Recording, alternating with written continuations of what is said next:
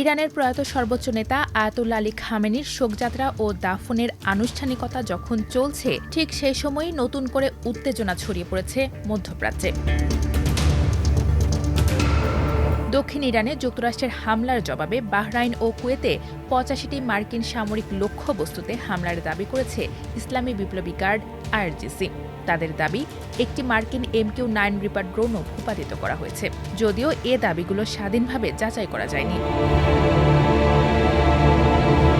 Hormuz প্রণালীতে ৩টি জাহাজে Tehran হামলা চালানোর পর যুক্তরাষ্ট্রের সামরিক বাহিনী ইরানে হামলা চালানোর দাবি করেছে। যুক্তরাষ্ট্র জানিয়েছে, তারা ইরানের ৮০টিরও বেশি সামরিক লক্ষ্যবস্তুতে হামলা চালিয়েছে। ইরানকে যুদ্ধবিরতির গুরুতর লঙ্ঘন বলে আখ্যা দিয়ে বিধ্বংসী প্রতিক্রিয়ার হুঁশিয়ারি দিয়েছে। এদিকে যুদ্ধের মধ্যেই ইরানের প্রয়াত সর্বোচ্চ নেতা আয়াতুল্লাহ আলী খামেনির মরদেহ ইরাকে এসে পৌঁছেছে। দেশটির পবিত্র নগরী নাজাফের সড়কে লাখো মানুষ খামেনির কফিনসহ শোকযাত্রায় অংশ নেন। মার্কিন বার্তা সংস্থা AFP ৮ জুলাই এই তথ্য জানিয়েছে। ইরানের প্রত্যাশা, প্রয়াত নেতার জানাজাকে ঘিরে এই বিপুল আয়োজন মধ্যপ্রাচ্যের যুদ্ধের পর ঐক্য ও শক্তিমত্তার বহিঃপ্রকাশ ঘটাবে।